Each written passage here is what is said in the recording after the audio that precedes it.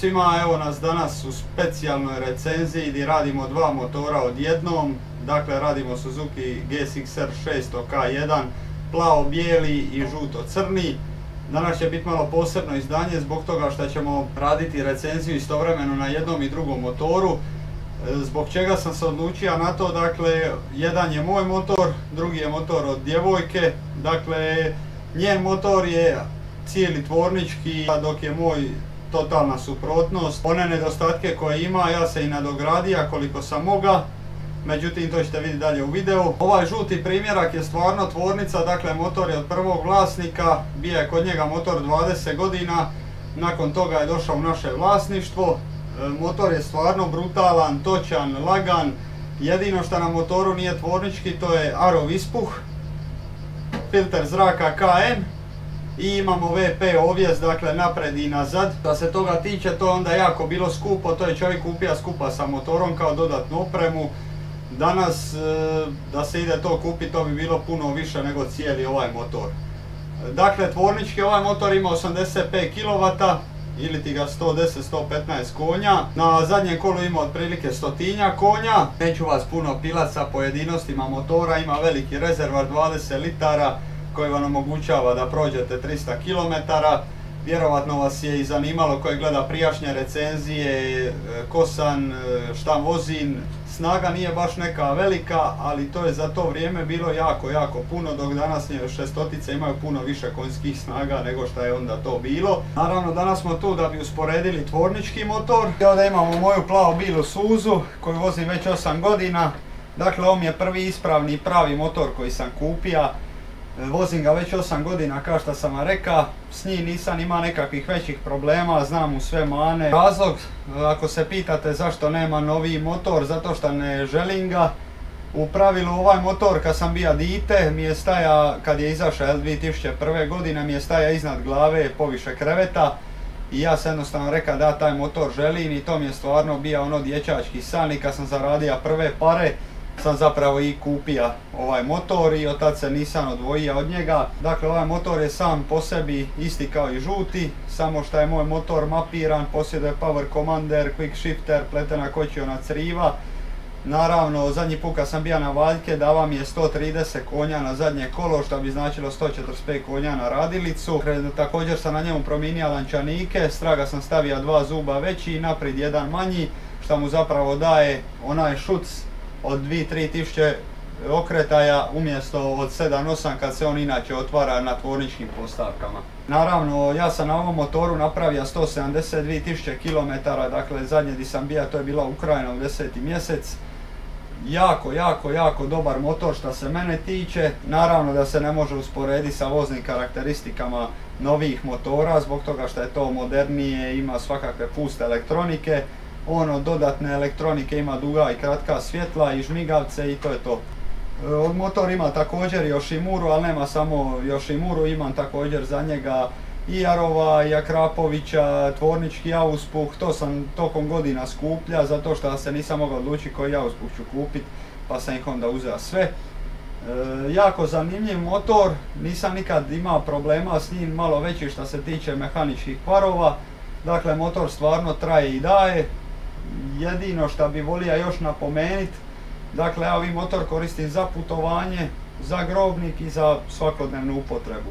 Dakle, meni ovaj motor služi za sve, također imam i nosač za kufere bočne, straga za šator i te gluposti što mi god treba. Isto tako imam i zamjenske oklope koje vozi na grobnik i onda imam kompletno druge postavke koje koristi na motoru zbog toga što je motor sad podešen za cestu. Ovaj motor nema nikakav poseban ovjes zato što smatram da je kupovanje nekakvog Ollinsovog ovjesa potpuno besmislica i bacanje para.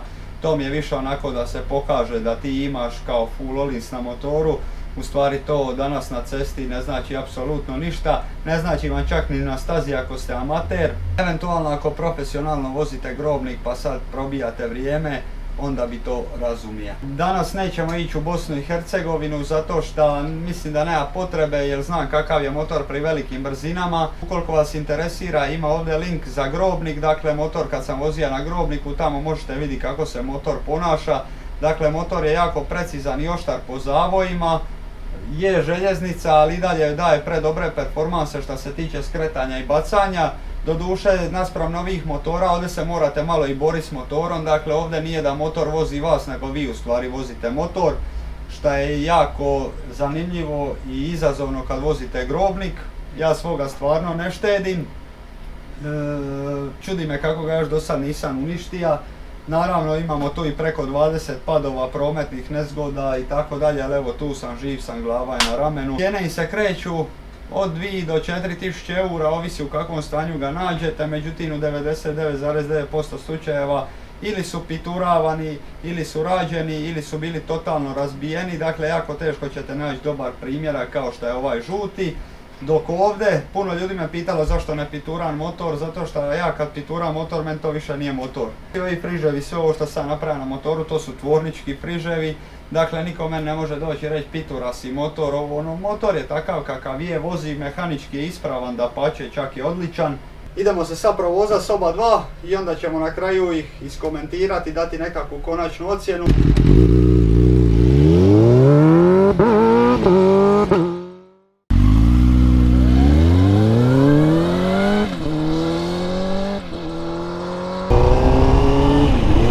Evo nas sa Suzom. Motor je stvarno dobar, pogotovo ovaj žuti, ovo je stvarno ono muzejski primjerak. Točan, lagan, mekan, ja vama ne mogu opisati taj osjećaj kako se šaltaju brzine na ovome motoru, jednostavno je motor top topova i šta mi se još sviđa što je lagan. Dakle ima samo 163 kg, za te godine je to jako malo, dakle čak i današnji motori ove kubikaže teže toliko. 2001. smislili ovaj model motora koji je bio puno oštriji, performanse su mu 10 puta bolje nego kod srada, aerodinamičniji je, kvalitetniji, novi Einspritz, dakle puno stvari su onda nadodali, što je za to vrijeme bilo stvarno ono probijanje tržišta, u smislu da njegovi konkurenti kao što su CBR, Kawasaki 636, isto tako i Yamaha R6 bili puno lošiji nego što je on zapravo, i to je bila prekretnica Suzukijeva. Kočnice nisu ekvivalentne snazi ovoga motora, ali to se sve da naravno popraviti, kao što sam recimo na plavo-bijelome stavio pletena kočiona criva, promijenio sam vrstu pločica, dakle stavljam isključivo zlatne pločice, mislim ne zovu se zlatne nego ih ja tako zovem jer ima ono zlatkastu boju. Puno se brže troše i mekanije su, ali zato koče 5 puta bolje nego tvorničke. To je prva stvar koju bi promijenio na ovome motoru. I još jedan problem postoji sa ovim motorom, a to je postoji još jedan problem što se tiče ovoga motora, i to bi bili namotaji, dakle struja, ima često problema sa strujom, namotaji mu odu, znači čim se motor malo življe vozi, čim je veći kut naginjanja, njegove špule ili namotaji, zovite to kako god, kupaju se u ulju svo vrijeme, i sad ako ste vi došli u desni zavoj, to deklo ostaje prazno i nema ulja. I onda se dogodi da izgori jedna faza, pa druga faza, pa treća, dakle ne može puno izdržati bez ulja da radi nasuvo. Ja sam našao rješenje tako da sam ga premotao, dakle premotani su namotaji sa mrvicu debljom žicom, i evo već par godina ja nemam problema na svom motoru, a na njenom mi se to dogodilo odmah isti dan kad smo ga kupili su mi izgorili namotaji. Isto tako su premotani, cijena toga je otprilike oko 100 eura, dakle za 750 kuna možete riješiti taj problem. Sve ostalo što se tiče ciklistike, motor je stvarno bomba. Jako dobar po zavojima, na stazi da i ne govorim. Jedina razlika u usporedbi sa novim motorima je što se ovdje morate malo boriti sa motorom, dakle pokukama, nije baš da je lagan, jer nema on ni tu tehnologiju ugrađenu u sebi, pa onda ovdje zapravo vi vozite motor, a ne on vas. Eto tako da to ukratko kažem.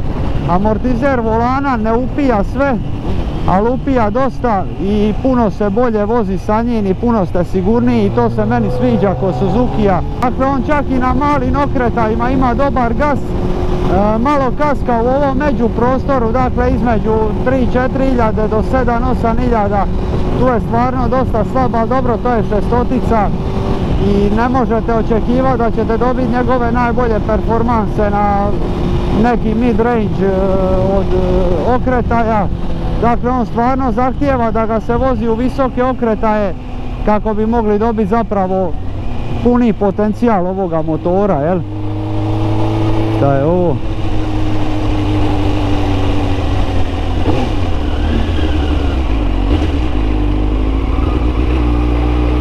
Boga mi se dobro zabija.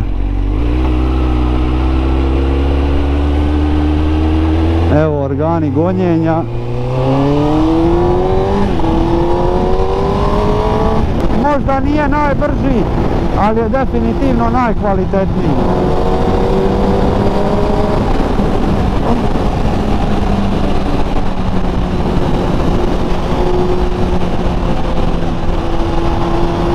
Hvala. Ovjes je također dobar. Velika razlika između ovoga i Strada je ta što su na K1 modelu dosta podigli težinu i prebacili, ne podigli, pardon, krivo sam se izrazio, težinu su mu prebacili više na prednji kraj, tako zapravo kad držite volan osjećate se dosta povezani sa prednjim krajem i prelako je sa motorom manevrirati. Dakle, pri bilo kojim brzinama u sekundu se pribacite sa jedne strane na drugu. Čak i pri malo većim brzinama je motor jako oštar za okuke.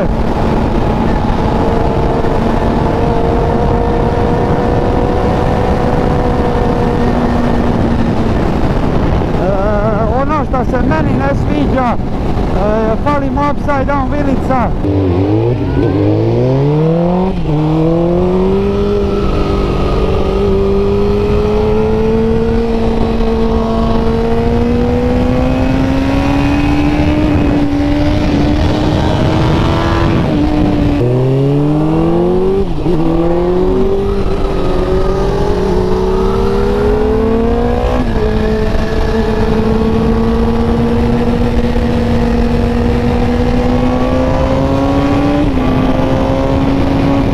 Uzeli smo plavo-bijeloga, sad smo oba dva tu. Otićemo malo se provoza, napraviti đirić i vidjeti malo kakav je ovaj motor. Znamo već šta možemo očekivati.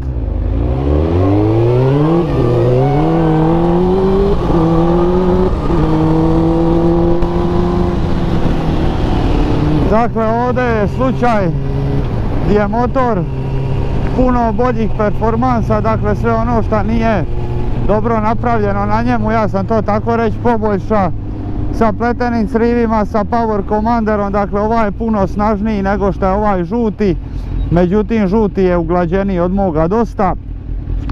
Kao što ste mogli vidjeti, on se puno lakše šalta, uglađeniji je, ne šuška, a ovaj je cijeli vezan vezicama, to jest veliki dio motora je vezan vezicama. To rasklapan, dakle on je mehanički ispravan, samo ovako estetski malo drljav, plastike i tako dalje, ali što se tiče brzine, kočenja, tu je dosta bolji od onoga žutoga. Ono što ovaj motor nema, što mu definitivno fali, to je anti-hopping kumplug. To planiram nadograditi do godine.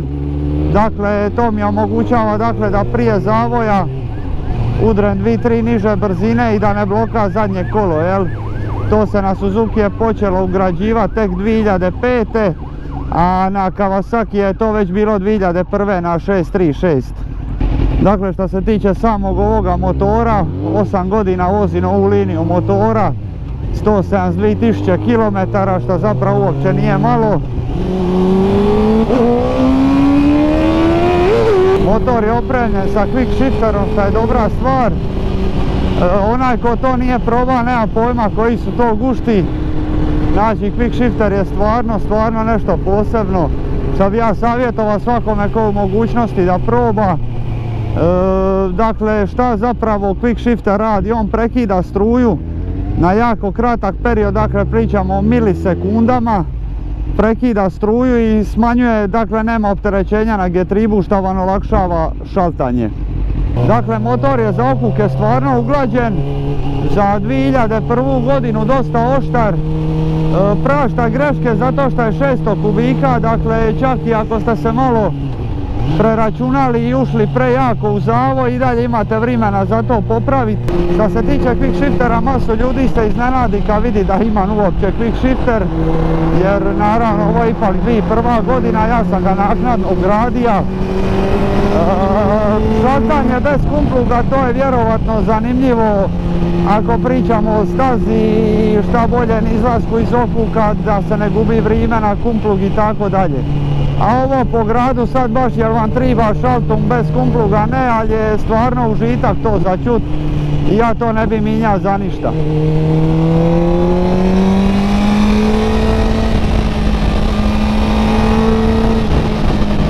Meni zanimljiv zato što vam daje stvarno poseban osjećaj, dakle držite pun gas i samo šibate mjenjač i to je jako uzbudljivo. Sad ćete vidjeti kako to funkcionira.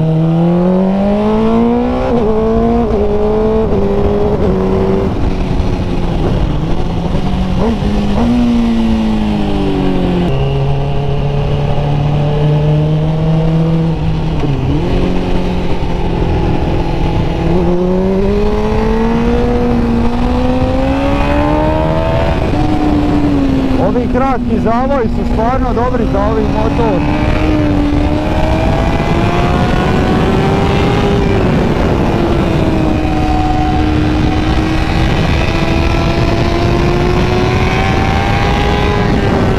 Još sam zaboravio napomenuti, dakle ovaj quick shifter od Helteka, on vridi za gore i za dole. Dakle, možete šaltati višu i nižu brzinu bez kumpluga, naravno gas tu mora biti prisutan.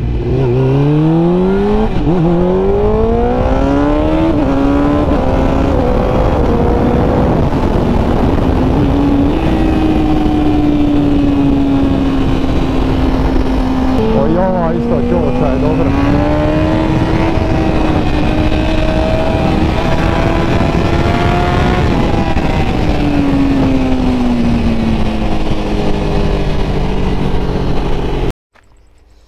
A vidi me što sam ti jepi. Celica.